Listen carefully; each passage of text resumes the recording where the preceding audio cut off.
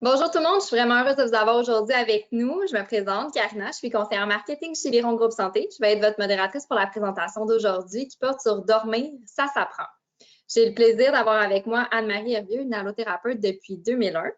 Sa carrière à Anne-Marie a débuté à l'hôpital aux soins intensifs adultes et néonataux ainsi qu'en salle d'opération. Anne-Marie s'est finalement spécialisée en sommeil et travaille chez Biron depuis maintenant 13 ans.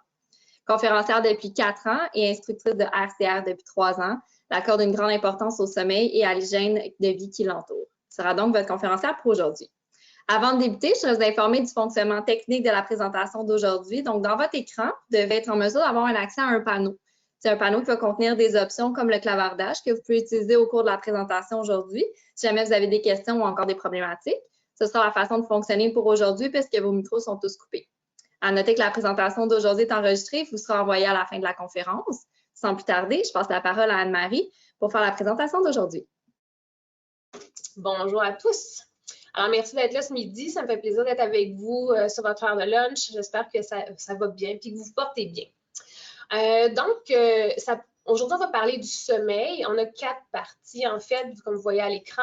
En premier, on va parler juste du sommeil, de quoi ça a l'air, les bienfaits de tout ça, à quoi ça sert, comment c'est structuré. En deuxième partie, on va vous parler justement des bonnes habitudes à avoir pour avoir un sommeil de qualité. Des généralités, mais que vous allez pouvoir appliquer à votre vie au quotidien, qui sont intéressants justement à appliquer pour pouvoir avoir ce sommeil-là, comme je vous disais, de qualité. En troisième partie, on parle de troubles du sommeil. On va voir 2 troubles de sommeil qui sont très fréquemment rencontrés. Puis on va faire un survol sur quelques autres que vous avez sûrement entendu parler, mais eux, on n'entrera pas dans le détail. Puis à la fin, une belle conclusion là-dessus. Puis si vous avez des questions, on va en parler aussi à la fin. Donc, comme je vous disais, bienfaits du sommeil, bonnes habitudes du sommeil, puis les survols sur les troubles du sommeil. Aujourd'hui, c'est ce qu'on fait. On vous fait un aperçu. On va rentrer quand même un petit peu dans le détail, mais pas dans le très, très gros détail. Fait que si à la fin, vous voulez en savoir plus sur chacun des sujets, on vous invite, Karina va vous donner un lien. Vous allez pouvoir communiquer avec nous et puis on va approfondir le sujet si jamais vous avez envie. On change. Donc, avant de commencer, en fait, on va juste apprendre à mieux vous connaître. On aimerait savoir, vous êtes situé dans quelle tranche d'âge? Donc, je vais vous lancer un petit sondage. Vous allez pouvoir répondre à l'écran tout simplement. On va vous laisser quelques secondes.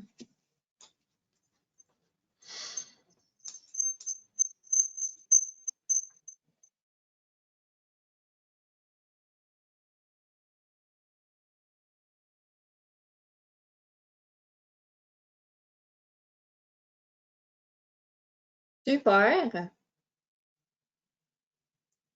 Ça continue de monter. Je vais vous partager les résultats.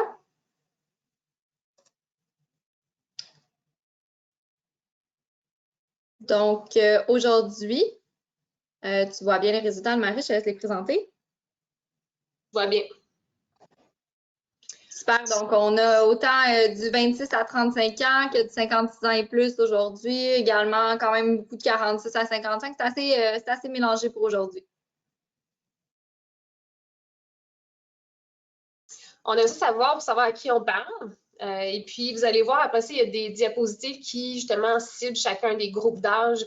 C'était de ça l'intérêt de la question. Alors, bienfait du sommeil. Karina, tu peux changer la slide, s'il te plaît. Et voilà.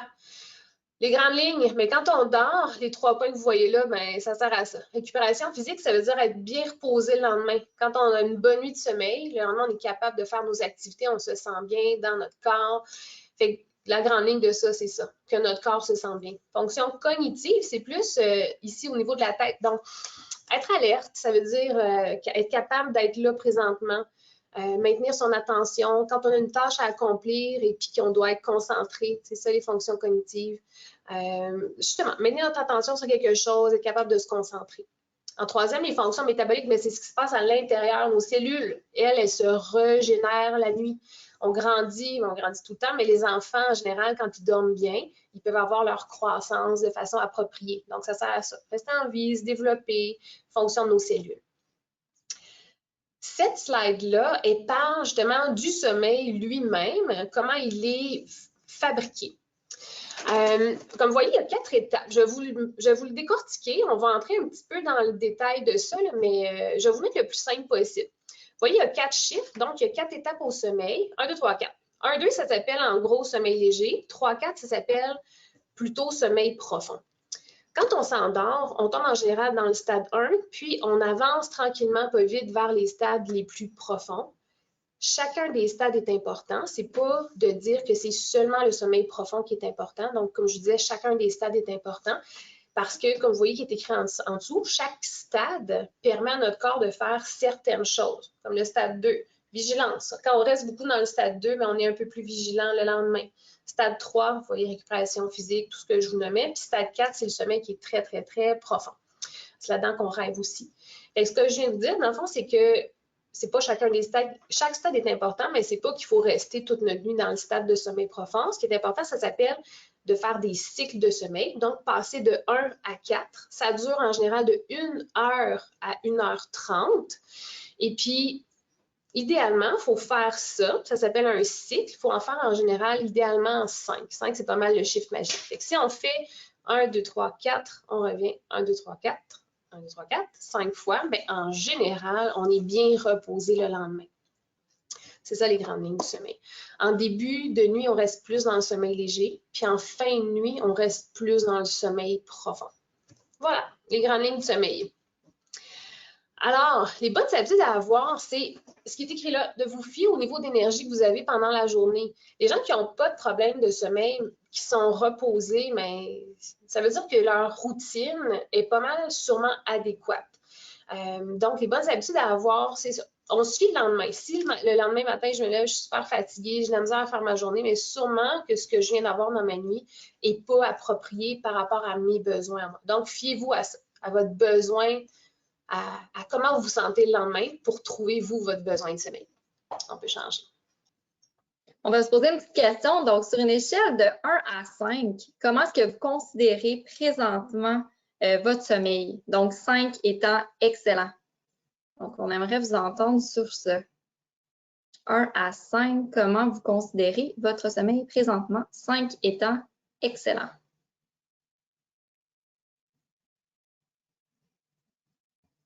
Laissez quelques secondes pour répondre.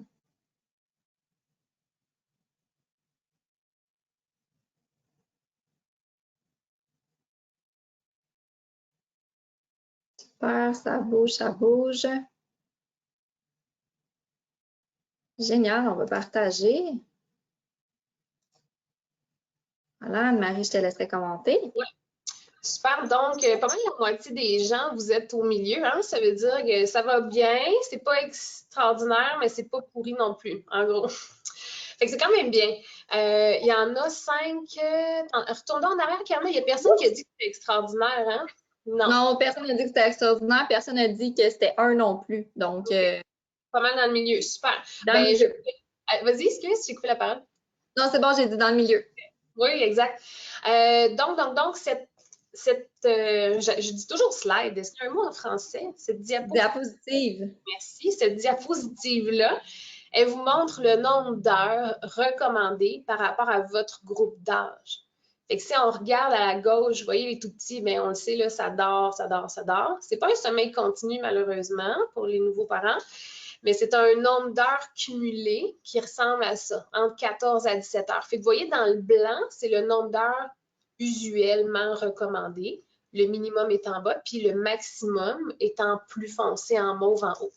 Fait que si, par rapport à votre groupe d'âge, tantôt, on avait beaucoup de gens dans la tranche 45-50, hein?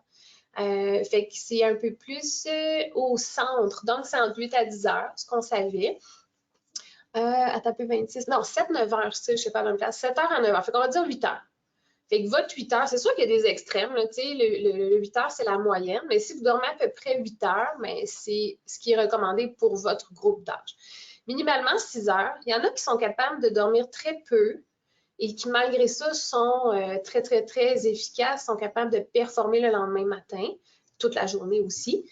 Reste à savoir si ce peu de sommeil-là, c'est vraiment votre vrai besoin de sommeil. La réponse est simple, c'est que si, par exemple, à la fin de semaine, ces gens-là dorment plus, bien, ça voudrait dire que ce n'est pas leur vrai besoin de sommeil. Vu que si c'était leur vrai besoin de sommeil, ils ne dormiraient que ce 6 heures-là ou ce 5 heures-là toutes les nuits. Si à un moment donné, cette personne-là dort, mettons, jusqu'à 11 heures le matin, mais ça voudrait dire que le besoin de sommeil de cette personne-là est plus grand que ce que cette personne-là fait en réalité. Tout ça pour dire, fiez-vous à ça. Idéalement, là, de respecter ce besoin d'heures de sommeil-là par rapport à votre tranche d'âge va vous permettre d'être bien reposé. Les enfants, je fais une parenthèse, les adolescents, tout petits, là, on recommence. Tout petit, les enfants dorment beaucoup, beaucoup. Ils se couchent tôt, se lèvent tôt. Après ça, notre besoin de sommeil se tasse un peu. Ça veut dire qu'on se couche plus tard un petit peu, on se lève plus tard un petit peu, mais on reste quand même dans des heures assez matinales. Les adolescents, leur phase de sommeil, leur besoin de sommeil, ils reculent. Ça s'appelle un recul, un retard de phase finalement. Ils se couchent super tard, ils se lèvent super tard. Aux grandes dames des parents, puis aux grandes dames de l'école. L'école est faite pour être d'une vie de jour, mais souvent, on va à l'encontre du besoin physiologique de nos adolescents. Fait que ça fait souvent, ils sont fatigués, puis ils dorment sur leur bureau. Fait que dans le fond, je vais vous donner des trucs tantôt pour pouvoir les aider, si jamais vous en avez encore des adolescents ou si vous n'avez pas d'adolescents avec nous aujourd'hui, mais bref, pour justement favoriser le sommeil quand justement on n'est pas capable de vivre dans notre vrai besoin de sommeil à cause de notre travail, l'école, tout ça. Super. Fait que selon le tableau, puis selon votre tranche d'âge, on aimerait savoir si vous considérez que vous respectez le nombre d'heures de sommeil recommandé. Donc, je vous laisse regarder le tableau là, quelques secondes. On a parlé d'à peu près 8 heures selon la tranche d'âge qu'on avait tout à l'heure. Donc, je vous partage le sondage à savoir si oui ou non vous respectez le nombre d'heures recommandées.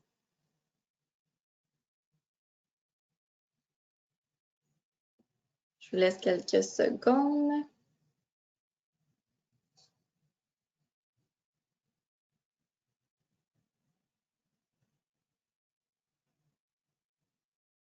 Super, ça monte.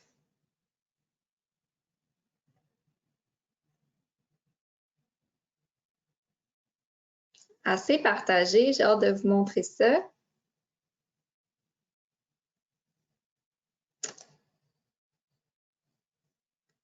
Je vous montre ça à l'instant. 50-50. Wow. Eh oui! Ça marche. Donc, 50, les gens, 50.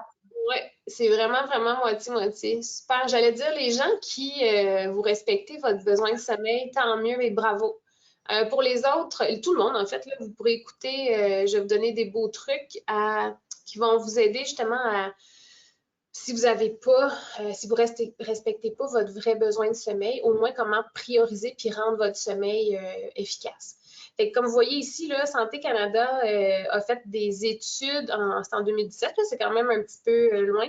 32% de la population dort moins que la durée de sommeil recommandée. Fait que nous, aujourd'hui, mais c'est plus que ça. C'est vraiment la moitié des gens. Ouais. Fait que vous avez peut-être peut-être que ce manque de sommeil-là fait rien dans votre vie, dans le sens que vous êtes capable de fonctionner, votre corps va bien, votre niveau d'énergie va bien, votre travail va bien. Mais si, justement, vous n'avez pas une qualité optimale dans ce que je viens de nommer, bien, vous pourrez penser à peut-être prioriser votre sommeil parce que le sommeil il est vraiment à la base de tout ça. On peut changer. Voilà. Quand on manque de sommeil, tout ça peut arriver. Dysfonctionnement social, celui-là, il est très simple. Imaginez que, moi, je compare souvent, le manque de sommeil à un bébé qui a manqué de sommeil. T'sais. Le bébé, quand il est dû pour sa sieste, il n'a pas de bon sens, puis là, on se dit, my God, il est temps qu'il fasse sa sieste. T'sais. Fait que c'est un peu la même histoire chez les adultes. Nous, en tant qu'adultes, on ne se laisse pas aller à nos impulsions de, je suis fatiguée, j'en peux plus. Mais ça fait souvent qu'on a la mèche courte. On a moins de patience, on a moins peut-être d'empathie ou quoi que ce soit. Fait que le dysfonctionnement social est lié potentiellement à ça, à ce manque de sommeil-là, puis le fait qu'on est plus à vif. Même chose pour les je vais prendre une voyelle. Relations interpersonnelles difficiles. Ensuite, santé, prise de poids, ça c'est super étonnant. Quand on dort bien, je vous disais, nos fonctions métaboliques, c'est nos cellules. Elles ont le temps de faire ce qu'elles ont à faire. Par rapport à la prise de poids, c'est qu'il y a certaines hormones qui sont carrément à l'envers de ce qu'on voudrait quand on ne dort pas bien ou pas suffisamment. Des hormones qui donnent envie de manger, par exemple, elles sont plus là, puis d'autres qui stoppent un peu notre envie de manger ou le sentiment de satiété, mais elles sont moins là. Fait que parfois, quand on a un manque de sommeil ou un mauvais sommeil, on prend du poids. sans le vouloir. Fait que c'est sûr qu'il y a la bouffe en haut de la liste, là, mais reste qu'un mauvais sommeil peut entraîner facilement prise de poids, des problèmes de santé aussi, risque d'accident. On compare un manque de sommeil à une alcoolémie parfois. L'idée, c'est que si on manque de sommeil en étant justement fatigué, ben, on est moins alerte. Fait que, il y a des études comme ça qui prouvent que manque de sommeil est associé à une certaine alcoolémie. Ensuite, on change. On rentre dans les bonnes habitudes de sommeil. Tout ce que je vais vous dire, ça coûte 0 $ et puis c'est des trucs qui sont pertinents à appliquer. Si vous n'avez pas de problème de sommeil, on n'en parle pas, mais si vous vous sentez un peu fatigué à la 50, notre 50% qui était avec nous aujourd'hui, qui justement ne dorment pas assez, si vous ne vous sentez pas top le lendemain, toute cette partie-là, c'est bon à garder en mémoire. Ralentir la cadence. Dans le jour, vous pouvez courir votre marathon, mais le soir, avant d'aller vous coucher, c'est recommandé un bon peut-être 2 heures avant d'aller se coucher, de commencer à un peu, ralentir. C'est pas le temps ça peut être le temps, j'allais dire, c'est pas le temps d'aller faire votre gros ménage du printemps puis tout ça, donc, j'allais dire de se calmer. Encore, mon histoire de bébé, je compare souvent les adultes aux enfants, dans le sens qu'un bébé qui joue, on ne peut pas le prendre puis tout de suite aller le coucher et dire bonne nuit. Souvent, on fait la petite routine, donc le petit bain, le petit biberon, l'histoire. Puis là, ensuite, le bébé il fait son beau dodo. On dirait que le corps aime bien ça, savoir ce qui s'en vient. Donc, ralentir la cadence, c'est la première chose à mettre dans notre routine. D'être capable de ralentir ça pour que notre corps sache que là, ça va être le moment de se calmer par la suite puis s'endormir. La routine, c'est exactement ce que je viens de dire. Notre corps est facilement programmable. Si vous faites, par exemple, ce que je viens de vous dire, une belle routine, mais votre corps va savoir ce qui s'en vient, puis c'est plus facile après ça de passer de l'éveil au sommeil quand votre corps est quasiment programmé là, dans sa routine. Reconnaître les signes de somnolence, souvent, là, quand on devient fatigué, on a un genre de frisson qui s'en vient. Si les yeux deviennent pesants, tout ça. Donc, de ne pas aller à l'encontre de votre besoin si vous n'êtes pas en train de travailler, bien sûr, ou de conduire, quoi que ce soit. Là. Donc, oui, reconnaître les signes de somnolence, c'est des généralités, là, mais quand vous sentez votre sommeil, écoutez-vous, allez vous coucher. Puis s'exposer à la lumière au réveil, ça, on n'en a pas parlé, mais on a une horloge interne qui dicte quand on est éveillé et puis quand on est endormi. Cette horloge-là, elle est gérée par la lumière du jour, entre autres. Fait que quand on se lève, c'est une bonne idée d'aller, si on peut, dehors pour que la lumière entre dans notre œil, parce qu'il y a des récepteurs dans le fond de notre œil qui, justement, ancrent ce rythme-là à nous. Fait que s'exposer à la lumière, ça coûte 0 $. Puis les gens qui sont fatigués dans le jour, ben, ça peut être quelque chose de, si c'est faisable pour vous, d'aller prendre votre café dehors le matin, 5 minutes. Pas de verre fumé, puis pas à travers la fenêtre. C'est vraiment être dehors pour que la belle lumière entre dans votre œil. Puis comme je disais, ancre le rythme circadien dans votre corps. Fait que ce truc-là coûte 0 $ et est excellent. Je l'aime. Ensuite, pardon, alimentation et sommeil. Évitez les stimulants. Dans le jour, vous pouvez prendre du café, du thé, du chocolat, pas trop. Mais donc, en fin de journée, encore là, peut-être 2-3 heures avant d'aller vous coucher, d'éviter ça, les stimulants, pour l'idée d'être capable de se reposer et puis de calmer finalement notre corps au grand complet. Évitez les repas copieux, consommation excessive de liquide. Quand on va se coucher, je vous disais tantôt, je vous l'ai dit vite, mais souvent on sent un frisson quand on s'endort. Ce frisson-là, c'est parce que notre température corporelle baisse un peu quand c'est l'heure d'aller se coucher pour nous. Quand on mange, notre énergie s'en va dans notre estomac et puis là, notre température corporelle, elle augmente. Fait que souvent, quand on mange beaucoup, notre température, comme je viens de dire, corporelle augmente, fait que là, elle ne baisse pas, puis on a de la misère à tomber endormi. Puis toute notre énergie est passée sur notre digestion, fait qu'à ce moment-là, ça fait parfois, si on est capable de s'endormir malgré tout, un mauvais sommeil parce que notre énergie, comme je viens de dire, est là-dessus, est sur la digestion. Évitez l'alcool. L'alcool, quand on en prend, ça peut nous endormir, bien sûr. Donc, ça peut faciliter l'endormissement, mais la qualité du sommeil, elle n'est pas là. Ça s'appelle fragmenter le sommeil. Tu sais, tantôt, je vous dis, dans l'échelle du sommeil, il y a 4 étapes au sommeil. 1, 2, 3, 4. On devrait théoriquement juste s'en aller vers le plus gros pour ensuite revenir. Mais quand on prend de l'alcool, ce que ça fait, c'est que le mot là, que je vous dis, c'est fragmenter. Ça veut dire on avance à 1, à 2, on recule à 1, à 2, 3, 4, 1, 1. Fait qu'on avance, on recule comme ça. Fait que le sommeil, oui, on dort, mais c'est pas de qualité. Fait que souvent, le lendemain, ben, pour mille et une raisons, dont celle que je viens de vous nommer, mais on n'est pas super frais et dispo. Tu peux changer la slide. Merci. Ensuite, chambre à coucher. Recommandation générale. Pas avoir de distraction. Les grandes lignes, c'est ça. Donc, sombre, silencieuse, confortable. Sombre, mais encore parce que la lumière va stimuler votre œil à être plus éveillé. Fait que plus c'est sombre, en général, mieux c'est. Éviter les éléments perturbateurs. Idéalement, pas de télévision dans la chambre parce que ça, si vous n'avez pas de problème à dormir, tout ça, là, ça ne s'applique pas. Mais ceux qui en ont, sortez la télé de votre chambre parce que c'est facile d'aller la regarder la télévision, de un, fait que là, ça stimule votre esprit, vous n'êtes plus trop enclin à aller vous endormir. Et puis l'autre, ben, c'est encore la lumière dans votre œil. La lumière, je dis, ça nous permet de bien nous réveiller. Ben là, s'il y en a de la lumière, ben, on va être moins porté à s'endormir. Réserver le lit pour le sommeil des activités sexuelles. Encore une association dans le sens que si dans notre lit, on ne fait que dormir, ben, notre cerveau va savoir que notre lit sert à ça, puis pas à lire un livre, à gamer, tout ça. Lire un livre, parenthèse, c'est correct parce que c'est pas challengeant mentalement, là, mais dans le sens de ne pas travailler au lit, par exemple. C'est ce que je voulais dire, des affaires comme ça. Ensuite, on est encore dans les bonnes habitudes de sommeil. Par rapport à l'exercice physique, c'est bon d'en faire. Votre corps va aimer ça, il va vous remercier. Fait que si vous êtes capable de bouger régulièrement, toutes les sphères, si votre médecin vous le permet, là, si vous n'avez pas de limitation physique ou par rapport à une maladie quelconque, vous pouvez en faire, puis j'allais dire, c'est excellent. Donc, par rapport au sommeil, si vous êtes capable de faire de l'exercice en début de soirée, idéalement, ce serait, mettons, souper, aller faire une petite marche, un petit sport relax.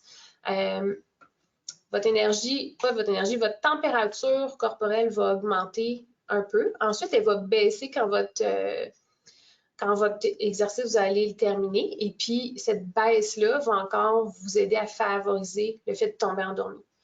Bouger régulièrement, apparemment, l'exercice physique régulier a mille et un bienfaits, surtout. Fait que ça, j'imagine que vous le savez, mais par rapport au sommeil, c'est ça. Plus les gens sont actifs, plus le sommeil, pas actif en fou, comme je vous disais, là, mais de façon régulière, ça favorise avoir un bon sommeil.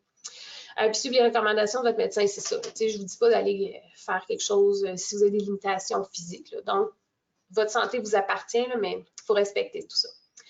On va avoir une autre question par rapport à ça ici. La sieste, est-ce que vous pensez que c'est une bonne ou une mauvaise habitude de sommeil? Ben, pas de sommeil, bonne ou mauvaise habitude?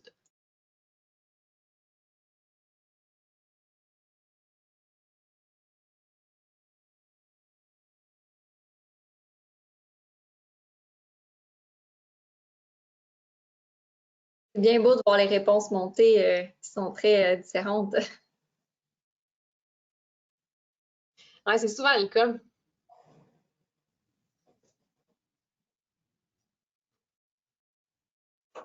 On vous laisse encore un peu de temps. Oui, je vais partager dans quelques secondes. Génial. Super. Alors, bonne, mauvaise, cool.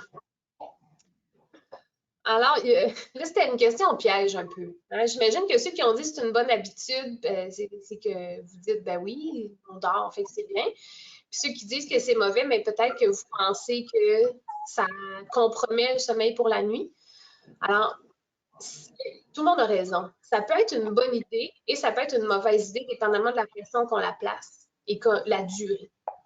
Fait qu'ici, là, si vous êtes pas en forme, mais si vous êtes super alerte, tout ça, puis votre niveau d'énergie dans la journée est parfait selon vous, vous n'avez pas besoin de faire de sieste.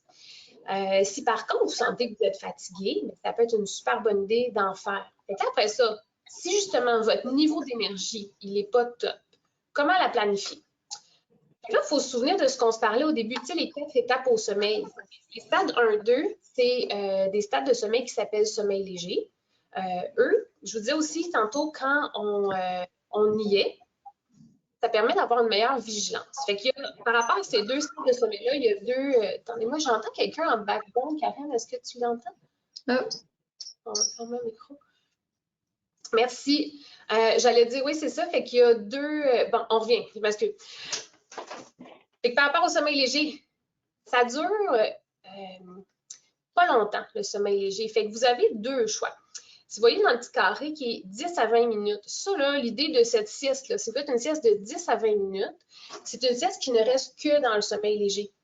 Fait que ça va baisser votre fardeau de fatigue, augmenter votre vigilance, et puis quand vous allez vous réveiller, votre réveil devrait être quand même assez facile. Fait que ça va être bien, c'est comme un power nap. Donc, c'est une excellente idée de faire une petite sieste. Je vous fais une parenthèse avant qu'on parle des autres durées de sieste. Le fameux sommeil profond, là, je vais vous le comparer à un morceau de gâteau ou de quelque chose que vous aimez beaucoup, beaucoup. Si, par exemple, je vous donne un morceau de gâteau, puis que là, vous prenez une bouchée, puis que là, je vous enlève ce morceau de gâteau. C'est un peu fâchant et frustrant, tu sais. Le sommeil profond, c'est un peu la même affaire, dans le sens que quand on reste dans notre sommeil léger, la vie est belle. Mais quand on touche au sommeil profond, puis qu'on s'y fait enlever avant d'être resté le nombre de temps nécessaire, notre corps n'aime pas ça. Fait que c'est quand même du sommeil, donc ça peut être quand même une bonne idée de faire une sieste, puis d'aller dans le sommeil profond, puis de s'y faire réveiller. Mais si on y va, puis qu'on ne reste pas, comme je vous disais, le nombre de temps standard ou recommandé, je vais vous en parler après, on peut avoir justement une pesanteur, un réveil pas super facile. Fait que par rapport à ça, l'idée, c'est soit de rester dans le sommeil léger 10-20 minutes, ou bien donc de faire un cycle au complet qui dure 1 heure à 1h30. Fait que le 10 à 20 minutes, top qualité, ça va faire un power nap. 30 minutes, c'est quand même correct parce que c'est du dodo, mais comme vous lisez, le réveil va être difficile parce que vous avez peut-être touché au sommeil qui s'appelle le sommeil profond sans y rester le nombre de temps que votre corps aime. Fait qu'après ça, vous avez le 60 ou le 90 minutes. Le 60 minutes, vous allez avoir sûrement fait presque un cycle complet, donc améliore ce que vous voyez. Mémoire, légère somnolence, parce qu'en général, un cycle complet, c'est 90 minutes. Fait que vous n'avez pas complété votre cycle au complet. Fait que l'autre idéal, ce serait 90 minutes. Fait que les deux meilleures siestes, là, idéalement 10 à 20 minutes ou 90 minutes, pour soit rester dans le sommeil léger ou faire un cycle de sommeil complet. Quoique les autres, c'est quand même du dodo. Je vous fais une autre parenthèse avant d'aller là-dedans. Si vous n'avez pas de problème de sommeil, la sieste, là, vous pouvez la faire n'importe où, n'importe quand. Reste que si vous avez de la misère à tomber endormi le soir, si vous avez de l'insomnie, la sieste, il faut la terminer maximalement vers le 3 heures de l'après-midi pour pas que votre regain d'énergie fasse que votre sommeil ou le fait de tomber endormi la nuit soit difficile. Donc, idéalement, les siestes, les terminer avant 3 heures de l'après-midi. Petite parenthèse là-dessus. On est encore dans les bonnes habitudes de sommeil. Il y a plusieurs maintenant façons d'avoir une idée si notre sommeil est de qualité. Ce que vous voyez à l'écran sans son. Donc, il y a des applications sur les téléphones, il y a des montres intelligentes, il y a des bagues. Sachez que ça, c'est vraiment pour vous donner une idée dans le sens que c'est pas exhaustif parce que c'est pas un vrai test de sommeil, mais ça peut vous donner une bonne idée de la qualité de votre sommeil. Vous voyez en bas, c'est pas homologué par l'association je cherche le nom, je l'ai perdu, là, mais bref, les médecins, finalement, ils ne se fient pas là-dessus pour savoir si oui ou non vous avez un trouble du sommeil ou pas, mais ça peut vous enligner. Si ça dit que votre sommeil n'est vraiment pas de qualité et vous ne vous sentez pas bien, la solution, ce serait d'en parler à votre médecin, puis ça peut être une petite preuve à l'appui. Changer. Trouble du sommeil. Troisième partie. Je vous dis au début, on va parler de 2 troubles du sommeil, mais avant, on va faire. C'est-tu là, Karina, qu'on a une question? Oui, hein? On va vous poser une autre question, puis on va rentrer dans le sujet après. Super. Donc, la première question, un des troubles qu'Anne-Marie va parler, c'est l'apnée du sommeil. Donc, une question qu'on veut vous poser, c'est est-ce que vous êtes déjà diagnostiqué de l'apnée du sommeil? Est-ce que oui, vous êtes diagnostiqué et vous avez un appareil? Est-ce que oui, vous êtes diagnostiqué, mais vous n'avez pas d'appareil? Non, mais vous pensez pas souffrir, vous pensez souffrir d'apnée du sommeil, pardon, ou non, et vous pensez pas souffrir d'apnée du sommeil. Donc, on aimerait ça vous entendre aujourd'hui sur votre situation actuelle. Laissez quelques secondes.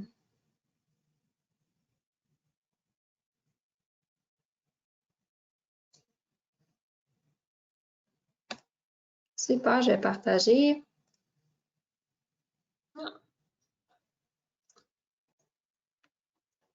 Fait qu'on a encore deux réponses pareilles. Donc, oui, je suis diagnostiquée, j'ai un appareil. Et non, je ne pense pas souffrir d'apnée du sommeil. Je te laisse commenter, Karina. C'est tout? Super, oui, c'est bon. Donc, on peut passer aux explications. Yes. Donc, ici, l'apnée du sommeil. On en parle parce qu'il y a beaucoup de gens qui ont l'apnée du sommeil. On estime que c'est 10% de la population, fait que ça fait beaucoup de gens. Il y a une idée aussi, avant qu'on rentre dans ce que c'est, là, qui est préconçu, c'est que c'est seulement les gens qui ont un surpoids qui auraient l'apnée du sommeil, mais c'est pas vrai, parce que c'est la façon qu'on est fabriqué dans la gorge. Karina, est-ce que tu veux encore mettre sur pause? Oui, ça, puis j'entends encore, tu veux-tu mettre un son sur pause? Merci. Donc, c'est la façon qu'on est fabriqué dans la gorge, l'apnée du sommeil. Vous voyez en rouge, l'air devrait entrer. Les deux dessins, c'est et le nez et la bouche. L'air va en arrière, va dans notre gorge, puis jusque dans les poumons. Donc, ce monsieur-là est en bonne santé, les voies aériennes sont normales, il n'y a pas de problème. Les gens qui ont l'apnée, je vous disais, c'est la façon qu'on est fabriqué bouche et gorge. C'est surtout ici, donc la langue, le tuyau lui-même, les structures qui sont dans le tuyau. Fait que si vous regardez l'autre monsieur, l'air entre dans son nez par sa bouche, va ici en arrière, mais va pas plus loin. C'est juste ça, l'apnée du sommeil. C'est que l'air bloque au niveau de la gorge, puis va plus dans les poumons. Fait qu'on arrête de respirer, oui, mais c'est pas... Il y a plusieurs sortes d'apnée du sommeil, mais j'allais dire, celle qu'on vous parle présentement s'appelle l'apnée obstructive du sommeil. Ça veut dire que c'est une obstruction dans la gorge qui fait que l'air ne va pas plus loin. Ça fait plein de choses négatives.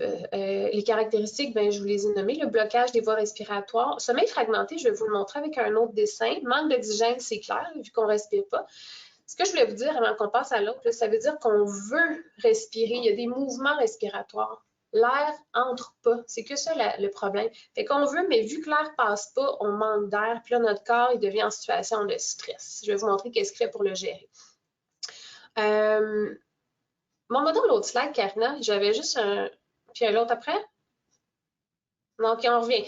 Je m'excuse. Je vais vous expliquer quelque chose avant qu'on parle de ça, OK? Si ça arrive, ça, que la gorge ferme, on veut quand même respirer, mais l'air ne rentre pas. Notre corps déteste ça parce que, justement, l'air ne rentre pas. Situation d'urgence. Fait que je vais prendre une autre voyelle. Si vous vous souvenez, encore les 4 étapes au sommeil, normalement, on avance puis on va vers le sommeil de plus en plus profond. Mais si ça arrive, notre corps, il sait que c'est parce qu'on dort que notre langue est tombée. Fait que ce qu'il fait, ça s'appelle un micro-éveil. C'est un genre de coup de coude. Il nous dit « Hey, tu respires pas ». Fait que vu qu'on ne respire pas, il nous ramène dans un sommeil plus léger. Ça se fait sans qu'on s'en rende compte, mais en étant moins endormi, notre gorge, notre langue se réveille, retourne à sa place. Donc, l'air peut passer en arrière. On respire. Fait que ça, c'est bien parce que justement, on respire, on reste en vie. Mais le négatif, c'est qu'on vient de se faire enlever de notre sommeil profond. Fait que le mot de tantôt, le fait d'être fragmenté, c'est ça. L'apnée de sommeil entraîne un sommeil fragmenté parce qu'on n'avance pas seulement vers le sommeil profond, on se fait ramener en arrière souvent. Fait que tout ce que vous voyez là, c'est des choses qui sont secondaires au fait de faire de l'apnée du sommeil. Le ronflement, mais quand la gorge est fermée puis qu'elle réouvre, ça peut faire ça, je vais vous le mimer, c'est très chic, là, ou ça veut fermer puis ça vibre, fait que c'est un des deux. Le fait de suer, c'est souvent parce qu'on manque d'oxygène. On vit quand même hein, quand on fait de l'apnée du sommeil, fait que, mais l'oxygène dans notre sang, vu qu'on ne le renouvelle pas, mais on le consomme jusqu'à ce qu'on re-respire puis que ça remonte. Fait que souvent, le fait de manquer d'oxygène peut faire ça, amener de la sudation. Sommeil agité, on gigote. Chaque fois qu'on se fait ramener en arrière, mais on peut avoir ça, un mouvement associé à ça. On se lève souvent pour aller aux toilettes quand on a l'apnée du sommeil parce que nos reins, eux autres aussi, ils font pas dodo. Donc, ils font de l'urine comme si c'était le jour. Fait que ça, c'est un symptôme, moi, que j'aime bien poser comme question aux gens qui viennent me voir. Genre, vraiment, si justement, ils se lèvent la nuit pour aller aux toilettes. Si la réponse, c'est oui, mais on cherche s'il n'y a pas un problème de rein, de diabète. Si la réponse est non, ben, on peut creuser plus loin pour trouver l'apnée du sommeil. Parce que souvent, c'est ça. Comme je vous dis, les reins ne dorment pas. Fait qu'ils font de l'urine. Sensation d'étouffement ou de tout, bien clairement, là, les gens, quand la gorge ferme, mais ils sont vraiment étouffés, l'air ne passe pas. Sécheresse de la bouche, c'est parce que quand on respire par notre nez puis qu'on fait l'apnée du sommeil ensuite, quand on re-respire, on ne fait jamais, on fait parce qu'on vient de manquer d'air. Fait que souvent, on respire par la bouche quand on a l'apnée du sommeil. Ça amène une grande sécheresse finalement de notre bouche. Tu peux changer. Les symptômes, ben somnolence. Parce que vu que, par exemple, si supposons moi j'ai l'apnée du sommeil puis que j'arrête 20 fois par heure, il y a plusieurs personnes que ça peut être ça. La normale d'arrêt respiratoire, c'est 5 et moins, entre parenthèses. Fait que tout le monde arrête 5 fois et moins, ça c'est pas pathologique. Fait que On commence à traiter en général l'apnée du sommeil quand c'est autour de 15 et plus, ou si les gens ont beaucoup de symptômes comme ceux que vous voyez à l'écran présentement. Fait que, par exemple, j'allais vous dire, si j'ai 20 apnées par heure, on va faire des mathématiques, il y a 60 minutes dans une heure, 60 minutes divisé par mon 20 arrêts par heure, ça veut dire 3. Fait que moi, ça veut dire que j'aurais 3 minutes de dodo tranquille pour me rendre dans le fameux sommeil profond, mais chaque 3 minutes, mon corps me ramène en arrière pour réouvrir ma gorge. Fait que je vais être fatiguée le lendemain parce que concrètement, je dors 3 minutes, je me fais réveiller. Je dors 3 minutes, je me fais réveiller. Donc, la somnolence viendrait de ça. Le fait que je n'ai pas un sommeil qui continue, qui est efficace. Fatigue, même chose.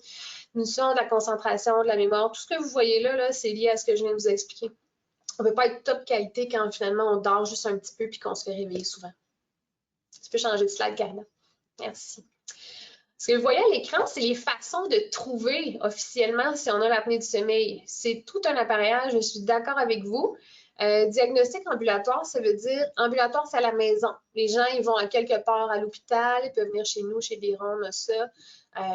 C'est un équipement qu'on installe sur la personne. La personne, après ça, met ça dans sa petite valise, s'en va chez elle, réinstalle ça sur lui ou elle, dort avec ça et le rapporte le lendemain pour que ce soit évalué. Et puis la partie qui s'appelle diagnostic, mais on dort en laboratoire. Là, je vous entends me dire, oui, comment on fait pour s'endormir avec tout ça? C'est vrai, c'est pas évident de s'endormir avec tout ça. Mais sachez qu'on n'évalue pas est-ce qu'on dort de façon joyeuse, bien. On évalue est-ce que quand on dort, la gorge est ouverte ou est fermée, donc la qualité de notre sommeil. On évalue d'autres troubles du sommeil avec la partie qui s'appelle diagnostic aussi. Mais en gros, c'est ça. L'ambulatoire, je vous fais une autre démo. Là. Les fils qui sont là servent à voir si on veut respirer. La partie dans le nez sert quand on veut, est-ce que l'air entre? Si l'air entre, la vie est belle, mais si par exemple, quand on veut, l'air entre pas, bien, c'est là que les médecins savent qu'entre les deux, si c'est ouvert ou si c'est fermé. Parfait, on peut changer. Les traitements. Alors, à ceux qui ont répondu tantôt, oui, j'ai l'apnée du sommeil et oui, j'ai un appareil. Le carré noir, c'est un appareil qui sert à traiter l'apnée du sommeil. Et puis, la partie qui est un peu lilas, là, un peu en bas à gauche, c'est un masque, un exemple de masque. La façon que ça fonctionne, ça, c'est que, étant donné que la gorge, elle ferme, mais la personne veut respirer, ces appareils-là poussent de l'air par le nez, qui force la langue à rester à sa place en avant, le tuyau à rester bien ouvert. Puis à ce moment-là, vu que le tuyau justement est bien ouvert, mais ces personnes-là peuvent bien respirer, aller dans leur fameux sommeil profond et puis rester là. C'est comme ça que ces machines-là permettent aux gens d'avoir un sommeil de qualité. Bien sûr, les gens qui n'ont pas d'apnée du sommeil, qui se mettent ça dans la face, dorment très mal, c'est clair, parce qu'ils n'ont rien à traiter.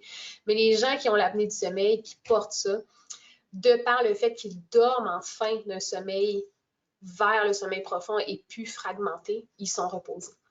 Les deux autres appareils que vous voyez là, celui qui est transparent, c'est un genre de mouthpiece qu'on se met dans la bouche. Ça s'appelle à faire une subluxation de la mandibule. C'est j'ai un blanc de mémoire, orthèse avancée mandibulaire. Ça avance justement la mandibule, comme ça par en avant. Fait que vu que la mandibule est avancée et que la langue est accrochée après la fameuse mandibule, en étant plus en avant, mais il y a plus de place en arrière, fait que le tuyau est plus ouvert. Ça ne fonctionne pas toujours celui-là. C'est les dentistes spécialisés seulement qui peuvent le faire. Donc, il ne faut pas acheter ça sur Amazon, par exemple, pour ne pas le nommer. Il faut que ce soit fait sur mesure. Et le dernier, c'est pas représentatif, c'est une très large ceinture qu'on se met sous les bras avec d'immenses balles dans le dos. C'est pour ne pas justement aller sur le dos, c'est tellement inconfortable avec cette ceinture-là qu'on n'y va pas.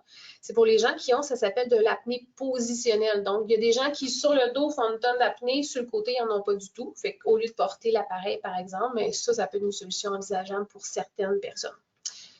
Mais il faut toujours faire un test avant, finalement, pour savoir où, quand on a de l'apnée. Le prochain truc qu'on va regarder, c'est l'insomnie. Donc, encore une fois, on va vous poser une question à savoir si vous êtes insomniaque ou non.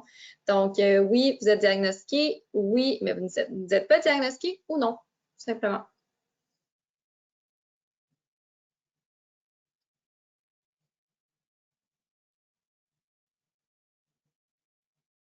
Je vais attendre encore une seconde.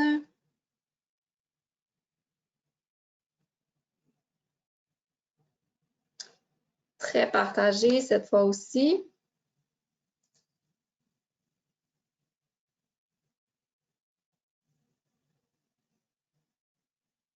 Voilà, Yes.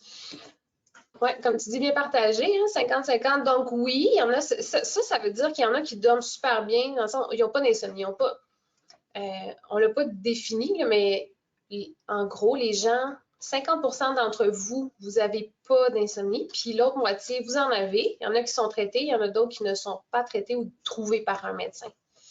Merci. 30% de la population se plaint d'insomnie. C'est beaucoup quand même, hein? L'insomnie, c'est plein de choses. Ça peut être la difficulté à tomber endormi.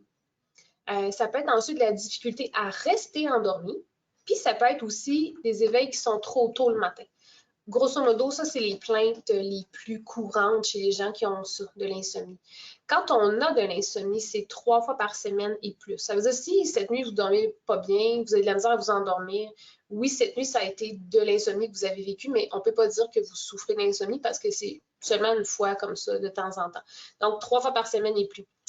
L'insomnie, ça peut être de courte durée. Ça veut dire, il arrive quelque chose dans ma vie, je suis stressée. Là, pendant une semaine et quart, oui, j'ai de l'insomnie. Puis après ça, j'en ai plus. Ou ça peut être vraiment de très longue durée pendant des semaines, des mois. Ça peut être, comme je vous dis, différemment pendant la nuit. Puis, le fait de mal dormir encore ou de ne pas avoir un sommeil, ou le fait de tomber endormi de façon de qualité peut avoir des conséquences dans le jour. Pareil comme ce qu'on a vu tantôt dans l'apnée du sommeil. Tu peux changer. Ensuite, les 3 P, ça veut dire l'insomnie survient de ces façons-là. Prédisposant, ça veut dire je suis prédisposée à avoir de l'insomnie. Peut-être que ma famille, tout le monde en a. C'est des choses qui font qu'il y a des bonnes chances que moi, je vive une insomnie dans ma vie.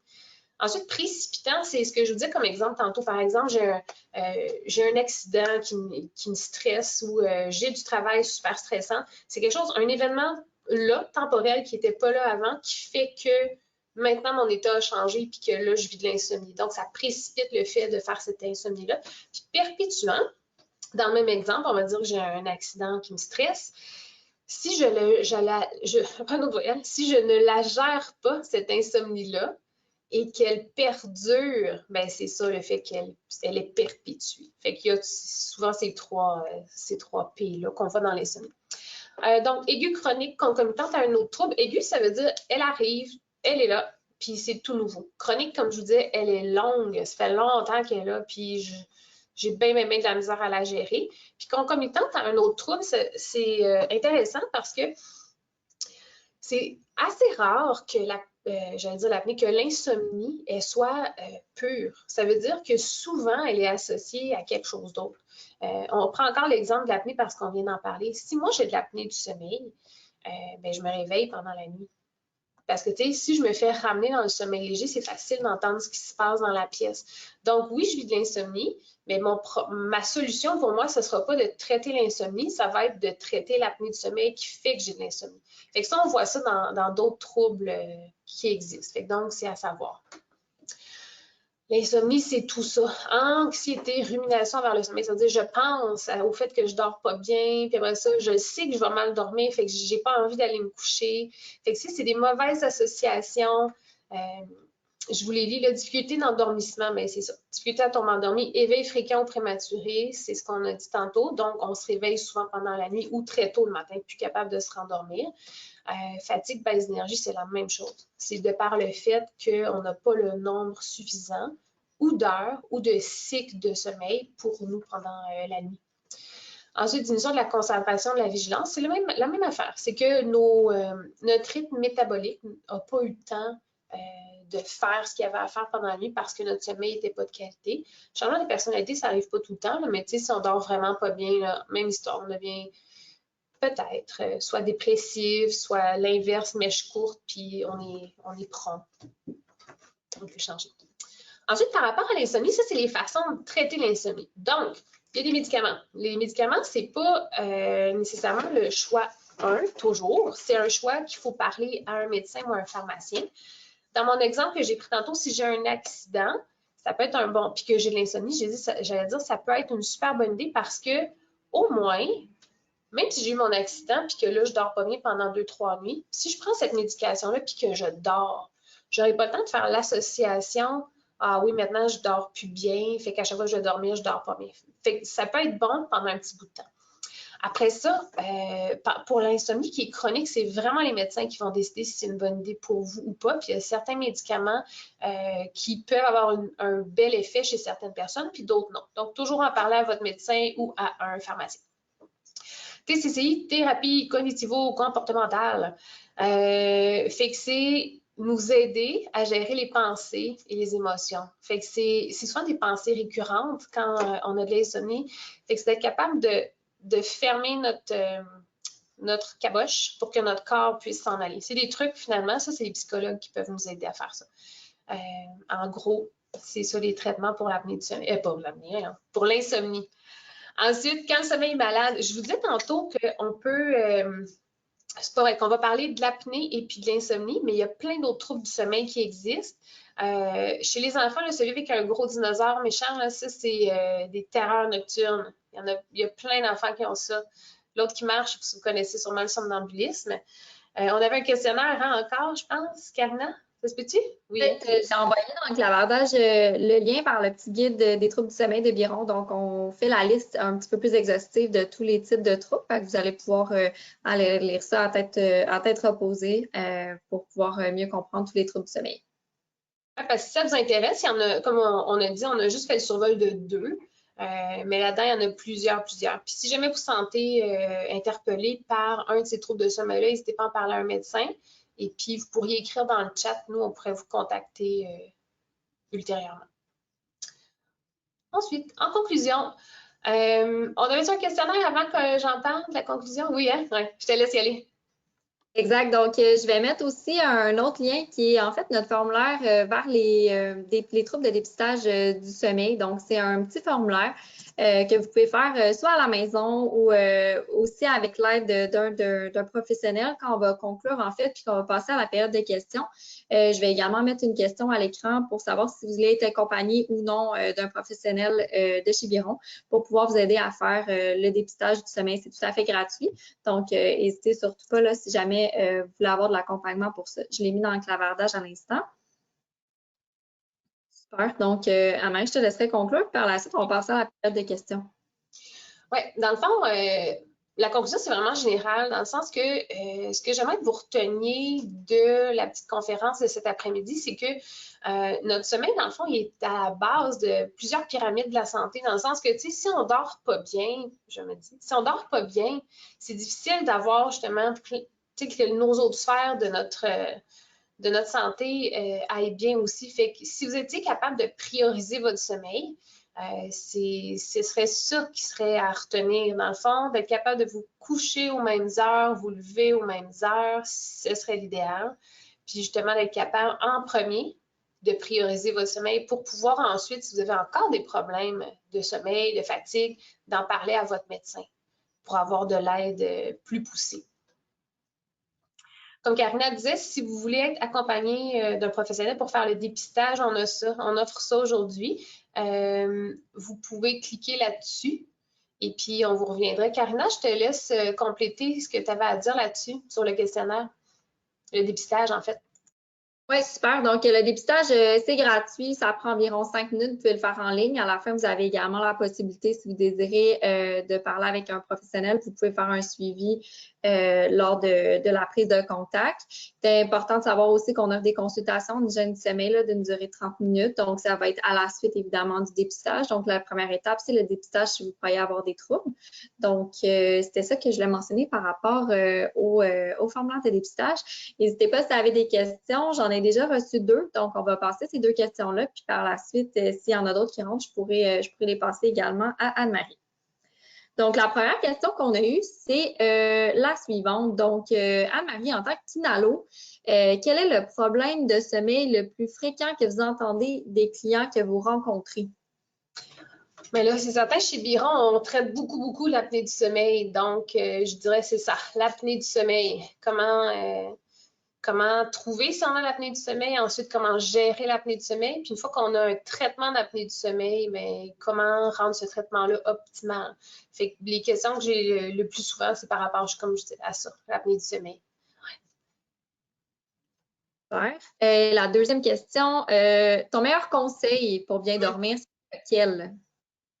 Bien, Moi, comme je disais tantôt dans la conclusion, j'aime vraiment, vraiment penser au fait qu'on est des mammifères, dans le sens que, tu sais, la lumière qui n'est pas gentille dans notre... La lumière, elle est gentille le matin parce qu'elle nous permet d'être bien réveillés, mais le soir, quand, par exemple, on regarde notre téléphone, là, ça donne un signal contraire, tu sais. Fait que c'est de se souvenir qu'avant, on vivait sans toute cette lumière-là, puis les distractions, pour être capable en premier de prioriser ça, tu sais. Donc, moi, le meilleur conseil que j'ai à dire aux gens qui ont un trouble du sommeil ou une plainte envers le sommeil, c'est d'essayer justement de vous traiter un peu comme pas un robot, là, mais d'avoir une belle routine. Fait que la routine du dodo, à telle heure, mettons après le souper, mais c'est la douche, la petite collation gentille. Après ça, ben, je m'en vais me coucher, puis me lever à la même heure. Donc, essayez d'avoir une belle routine par rapport au sommeil pour être sûr que pas chercher une solution magique dans le fond par rapport à, mettons, je veux une pilule parce que je dors pas bien, tu sais. Peut-être que la pilule va aider à s'endormir, par exemple, si c'est ça mon problème, mais si je me couche des fois à minuit, des fois je me couche à 2 heures, des fois je me couche à 6 heures le soir, bien mon corps, il sait pas trop vers où s'en aller, tu sais. Fait que d'être conscient qu'on a besoin d'une belle routine du sommeil pour pouvoir avoir le meilleur sommeil possible. Donc, d'éviter les distractions, prioriser tout ça. Mon conseil. On a eu une autre question concernant les enfants. Donc, un enfant qui bouge tout le temps quand il dort, est-ce que ça peut être indiqué un trouble du sommeil? En fait, là, il faudrait bouger en tant que tel, c'est pas anormal. Chez les enfants, c'est si cet enfant-là, par exemple, le jour a un déficit d'attention ou fait, tu sais, est pas hyperactif, mais bouge énormément ou à l'inverse, s'endort partout. Fait que si dans le jour, son comportement est tout à fait normal, ça peut être normal la nuit aussi, le fait qu'il bouge. Mais si aussi le jour, il y a des choses qui nous font penser que c'est pas tout à fait normal, ben là, ce serait de demander au pédiatre de l'enfant d'investiguer un peu ce comportement-là la nuit. Là. Ouais. D'en parler. En premier, je vous inviterai à en parler au médecin de votre enfant, là, clairement, mais ce n'est pas nécessairement anormal. Super, ben, je ne vois pas d'autres questions pour l'instant. Donc, écoutez, tout le monde, merci d'avoir été là aujourd'hui. On souhaite que la conférence ait pu répondre à vos questions. Merci Anne-Marie pour ton temps aujourd'hui. Un enregistrement disponible après la conférence d'aujourd'hui. Donc, on va vous envoyer le tout par courriel. Donc, on vous souhaite de passer une excellente journée et surtout, bon repos.